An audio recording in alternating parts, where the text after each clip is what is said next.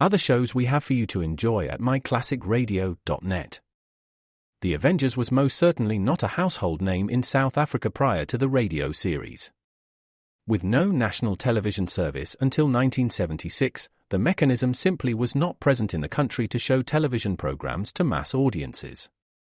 While many other countries reveled in the filmed adventures of John Steed and company, South Africa was not equipped to join in the fun. The series took Britain by storm and made a major impression in the American markets, being that greatest of rarities, a British series given a network transmission slot. However, as a filmed series, rather than a videotaped one, The Avengers was able to gain a modicum of exposure in South Africa through film rentals. Come and listen at myclassicradio.net. Ladies and gentlemen, Miss Lorene Tuttle and I have been having a little argument as to the relative merits of... Having a little discussion regarding two different schools of literary thought. I've been maintaining to Mr. Price... You may call me Vincent. Oh, thank you. You're welcome. Vincent. I've been maintaining that our whole lives are enriched by the warmth and beauty of romanticism. Romanticism, my dear Lorene, is for those weak, lily-livered individuals who haven't the courage to face the realities of life. Realism is life. Now, I'll take Eugene O'Neill any day in preference to Winnie the Pooh. And I'll take Cinderella any day rather than Hedda Gabler. Cinderella. Now, she's exactly what I mean. A smudge-faced juvenile delinquent, if you ask me. It's only one of the most beautiful fairy tales ever told. I defy any realist to tell such a moving story. Oh, you would, eh? Well, very well. To prove my point, I'll tell the real story of Cinderella. Very well, but ladies first. Please. To prove my point, I'll tell the romantic story of Cinderella.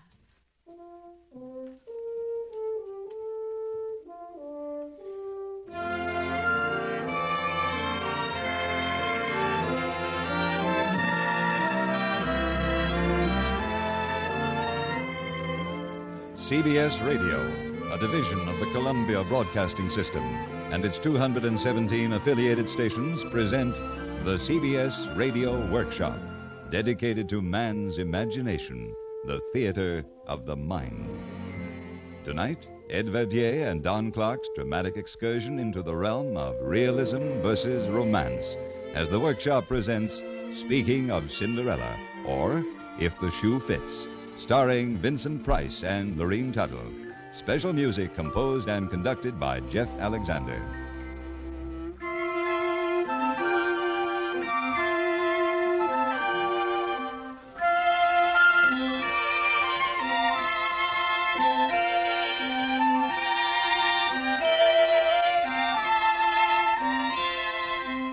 Vincent, are you listening?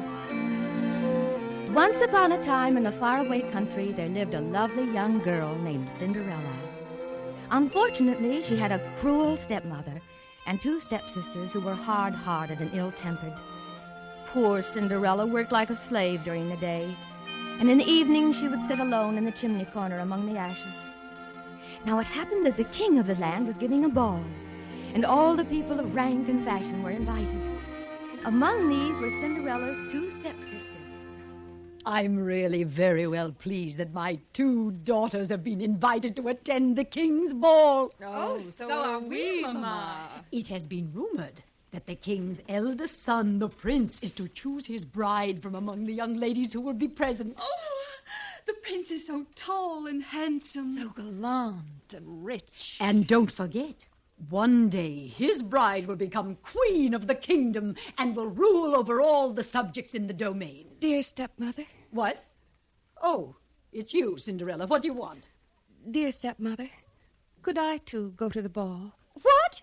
You? Have you taken leave of your senses, girl? You have no clothes, only those tattered old rags you're wearing. There are ashes in your hair. Your shoes are broken and scuffed. With very little trouble, I believe I could make myself quite presentable. You, a scullery maid, presentable.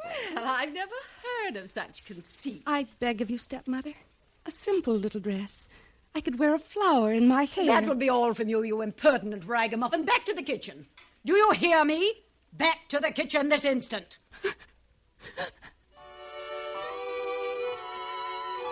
And so poor Cinderella went back to her chimney corner, and wept bitter tears. She knew that Wait a minute.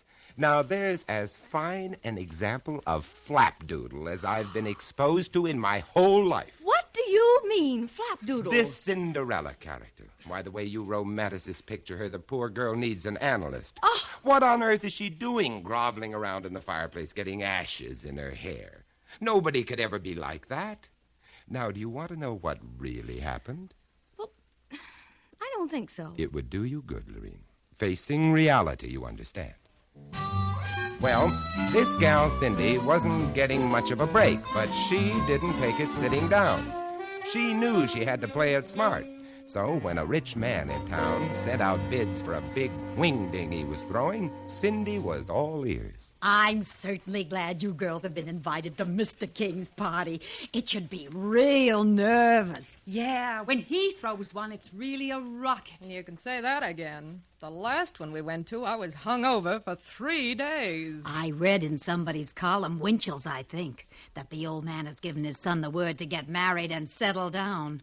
Get the possibilities? I understand the guy's quite a wolf. So what? And don't forget that someday he'll be a vice president of King, Bettencourt, Bagby, and Wince, one of the biggest advertising agencies in the world. Well, no wonder they call him the Prince. So, if one of you girls latch on to him, you'll have it made, but good. Hey, how about me crashing this brawl? You, Cinderella? You must be blowing your stack. Now I've heard everything. Go up on the roof and feed your pigeons. Knock it off, you two, or I'll belch your one in the teeth. Don't pull any of your lady wrestler stuff on my gals. I would have been a champ by this time if you hadn't made me throw those last 2 matches. I had gorgeous Gloria's shoulders pinned to the canvas when you... What are you beefing about? You got your cut. Yeah, then you took me for the whole bundle shooting craps. Look, do I make this party or don't I? You don't. Besides, you haven't got a thing to wear. You're loaded. You might part with a little grab.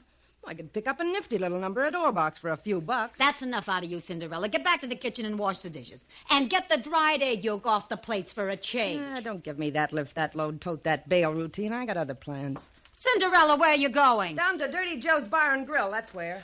That horrible, smelly dive down on the waterfront? I've smelled worse. But the dock workers are having labor trouble down there. Don't worry your empty head about me, Steppy. I can take care of myself. Be seeing you.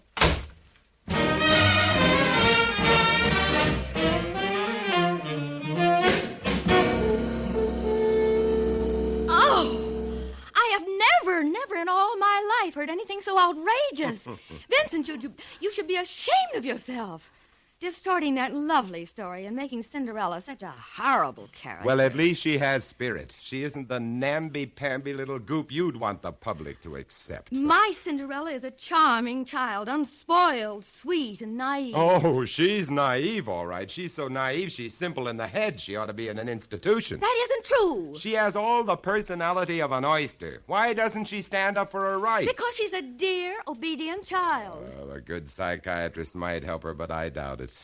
Your Cinderella was trying to escape reality by indulging in daydreams about a fairy godmother. Fairy godmother. It wasn't that way at all. You see, there really was a fairy godmother. You don't say. Yes. So, when her 2 stepsisters had left for the ball, dressed in their beautiful gowns, Cinderella went sorrowfully to the kitchen, sat down in the chimney corner, and broke into sobs of unhappiness. At this moment, a beautiful fairy appeared. No, stop your crying, my child. I am your fairy godmother, Cinderella. If you wish to go to the king's ball, you shall. But you must do everything I say. Yes. Oh, yes, of course. First, bring that pumpkin out into the garden.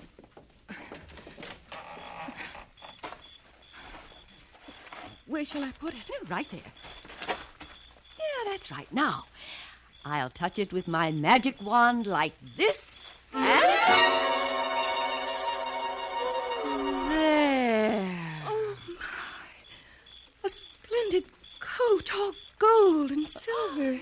Now, bring me those 6 mice in yonder trap. Yes. All right. What shall I do with them? Put them there, in front of the carriage. kid. So, a touch of my wand and...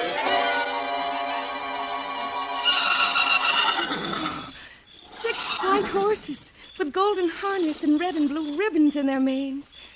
Fairy godmother, it's wonderful. Oh, well, my dear, is this not a fit equipage to take you to the king's ball? Indeed. Indeed it is, but I have no suitable gown.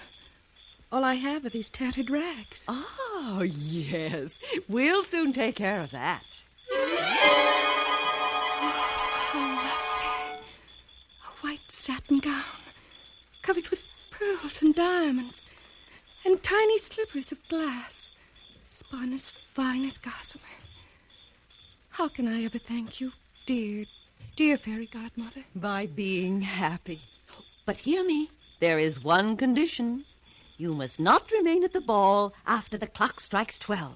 If you do, your coach and horses will all return to their natural forms, and your fine gown will again turn to rags. Oh, I promise I'll leave the ball at the very first stroke of 12.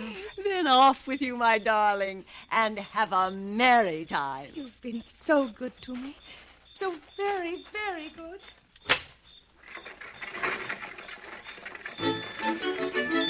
And so, in all her finery, Cinderella started off for the king's ball, looking more like a princess than anyone who would be there.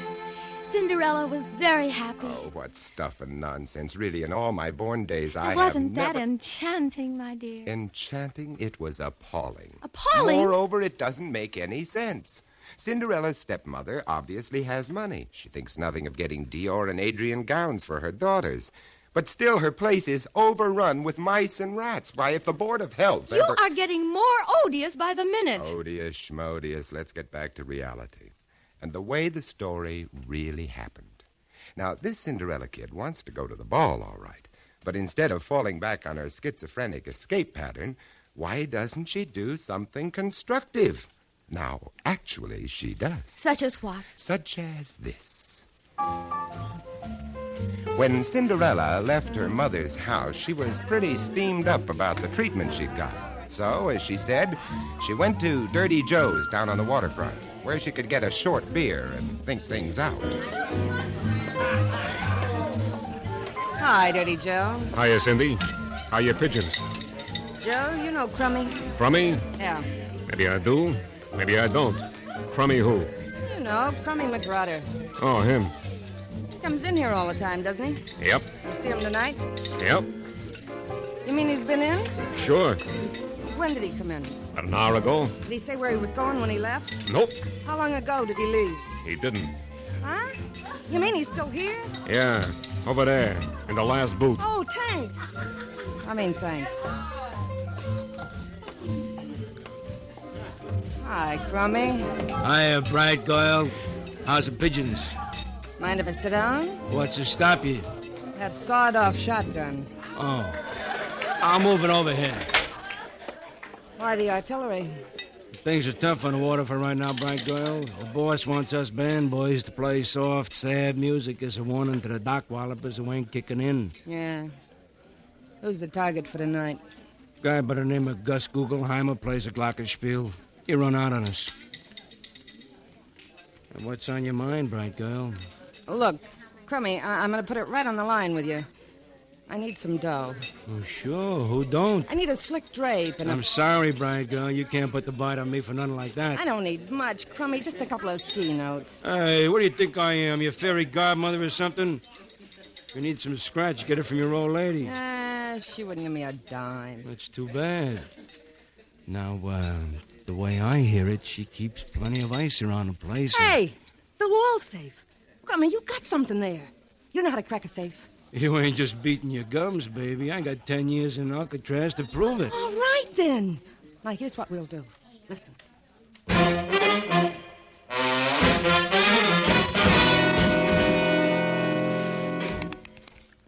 You getting it, Crummy? Will you shut up and leave me listen? One thing I've got to remember. Yeah, what's that? Except for the bracelet I'm going to give you for this caper. I've got to put back all the rest of the jewels before midnight. There's a time lock on this safe, and it's set for 12 o'clock. I got it open. Hey, there's plenty of loot in here. Wait a minute. Get your cotton-picking hands off that stuff. Oh, no. Here's a bracelet. Must be worth $1,000 at least. Give me 2 C-notes and it's yours. Then you better add an extra sawbuck for cab fare. Well, here's the 200, but not another cent. I made a sucker deal if you ask me. All right. Don't give me the extra 10. I'll just have to heist a car to get to the party. That's all.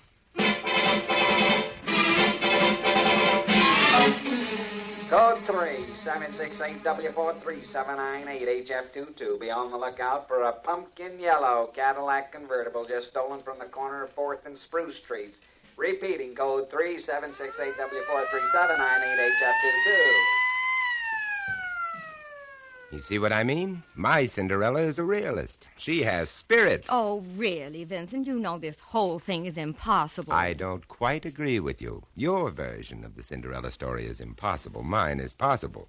But continue, my dear. And I'm not sure that I want to, but I suppose I must if any semblance of dignity and decorum is to remain in this lovely story. Well, when Cinderella arrived at the king's palace, she was surrounded by courtiers who led her into the ballroom. All eyes were directed toward her, for everyone was struck by her grace and beauty. No one knew who she was. Even her cruel stepsisters did not recognize her. So rich and splendid was her dress. All the king's courtiers, one after another, asked Cinderella to dance, and they were all highly pleased with her grace and elegance, as well as enchanted by the wit and brilliance of her conversation. The prince himself arrived quite late. Seeing Cinderella, he so admired her appearance and manners, he immediately offered her his hand to the dance.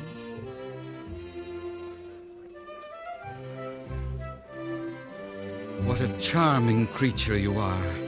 Tell me your name, I pray. That I cannot do, sir. And please do not press me to tell it. I am sure you must be a princess from a distant kingdom. Prithee, what makes you say such a thing as that? No one but a princess could wear as magnificent a gown as yours, encrusted with precious gems and jewels. And no one but a princess could be so beautiful and so beguiling. You will turn my head with the sweetness of your words, my prince. And indeed... What is that? It is the tolling of the curfew bell. What o'clock is it? Tell me quickly. 'Tis midnight. I must go. I must leave at once. I beg you to stay yet a while, for you dance with the lightness of a butterfly on the soft summer breeze. I cannot stay. I cannot. My heart prompts me to tell you that I love you, for I have never seen a maid so fair. No, please let me go. Good night, my prince. My prince charming. Good night. In her haste to leave, my beautiful princess has left her slipper behind. A slipper of glass spun as fine as gossamer. I vow I shall find my lovely princess if I must search all the kingdoms of the world, for I would make her my wife.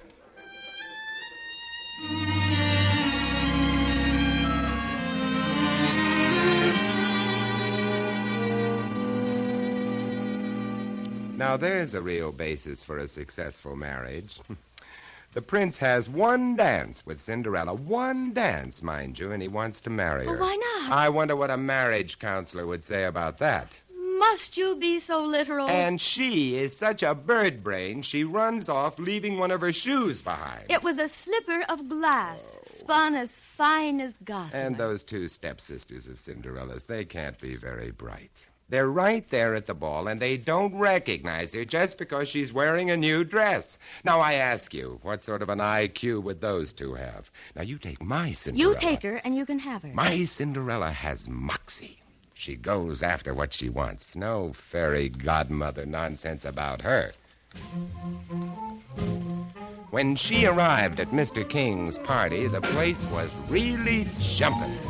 The minute she wiggle-walked into the joint, all the cats began to yowl.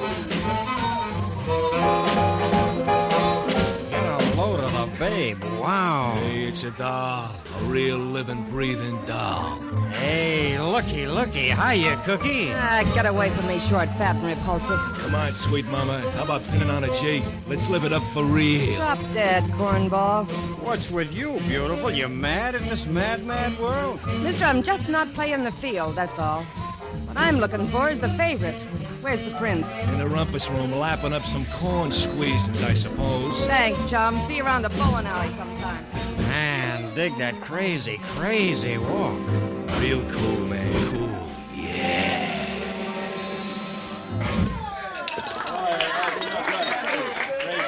Well, hiya, babe. You the character they call the prince? That's right.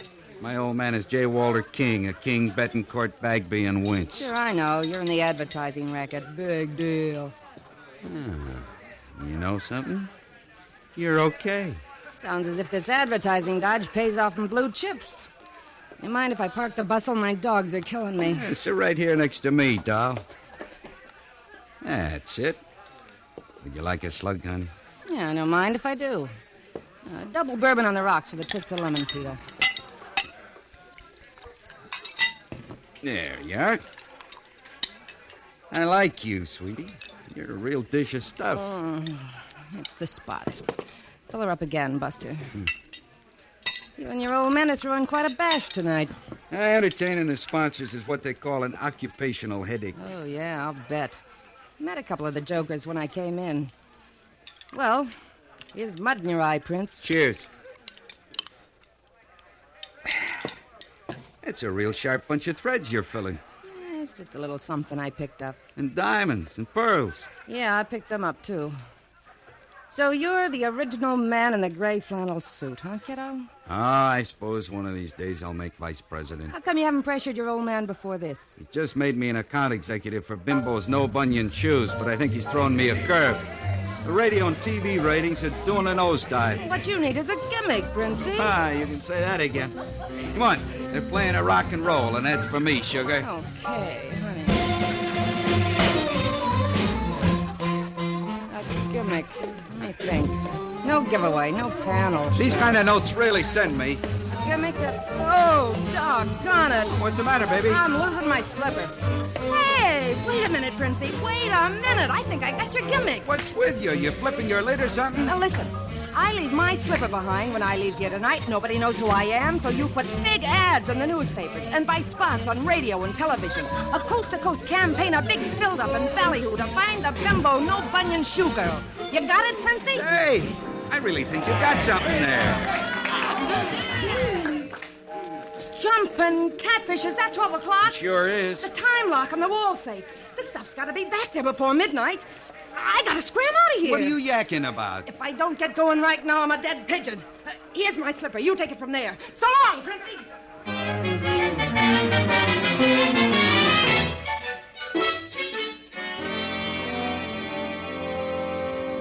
Do you see how competent and constructive my realistic Cinderella has turned out to be? She's scheming and conniving and actually dishonest.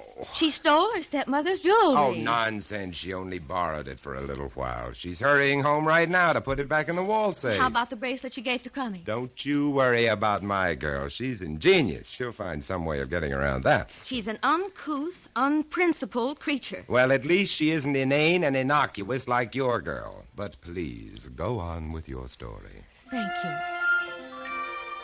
The prince searched everywhere for Cinderella. But alas, he could not find her. And when his search had quite failed, he grew ill with disappointment and vexation. Then the king, who dearly loved his son, called a privy council and asked his ministers what was to be done. They decided to send out heralds throughout the kingdom, proclaiming that the prince would marry the lady who could wear the tiny slippers spun of glass, as fine as gossamer.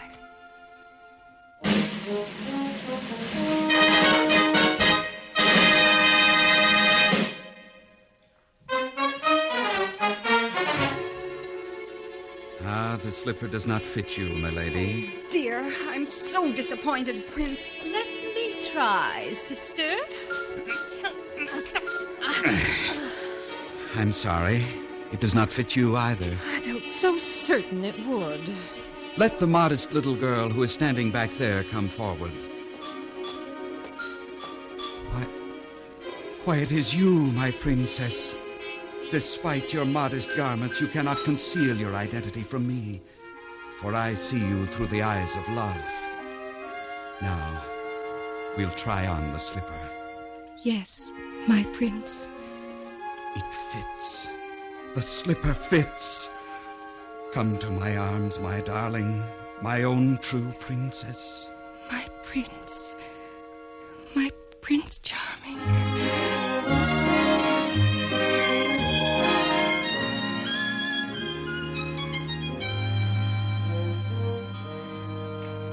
And so they were married and lived happily ever afterwards. Now, wasn't that a sweet and lovely story? To be perfectly frank with you, Lorene, I found it rather dull and pedestrian. Oh, Vincent. Well, in my version, there is action and excitement.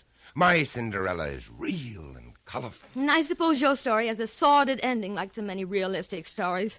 She probably went to the penitentiary and the advertising man was sent to the Chicago office. No, Lorene, not at all, not at all. Listen.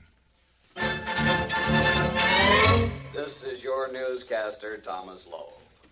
The search for the bimbo no-bunion shoe girl continues. She has been reported seen in St. Louis, Altoona, and Tibet. Cinderella, turn off that radio. There are rumors that... I'm sick to death of hearing about that bimbo no-bunion shoe girl. That's all you read about in the newspapers, all you hear on the radio, all you see on the television. And that singing commercial. Where is the bimbo girl and who is she with the no-bunion shoe? Bunion shoe. Driving me nuts. Keep your hair on, kids. It'll be all over tomorrow.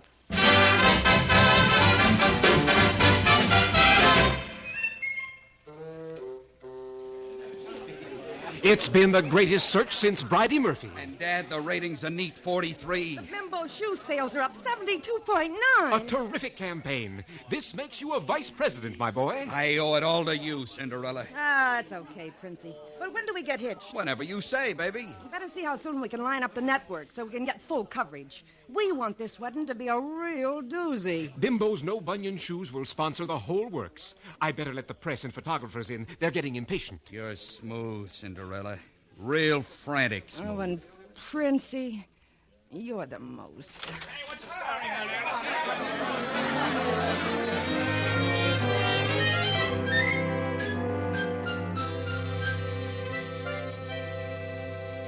Well, Vincent, at least you had a happy ending. Of course. You see, Lorene, there are all sorts of Cinderella stories. They happen every day, but they all end in exactly the same way. Even today, the beautiful girl can marry the handsome prince, and of course, they'll live happily ever after.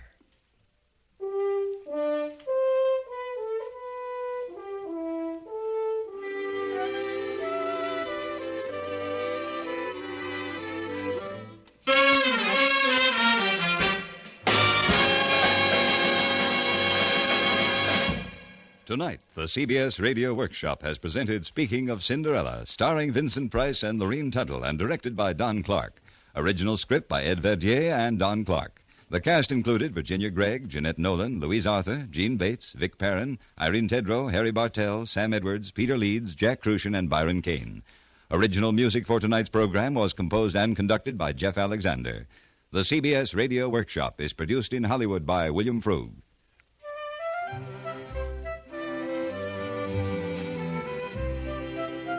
This is Hugh Douglas inviting you to join us again next week when we present Jacob's Hands, an original news story by Aldous Huxley and Christopher Isherwood.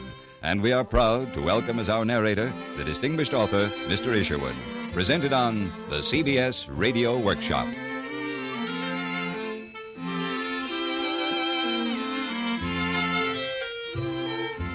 Sunday, over most of these same stations, the New York Philharmonic Symphony will be heard playing the Brahms Piano Concerto No. 1 in D minor, with Guido Cantelli conducting and Rudolph Firkushny as soloist. Stay tuned for 5 minutes of CBS News, to be followed on most of these stations by My Son Jeep. America listens most to the CBS Radio Network.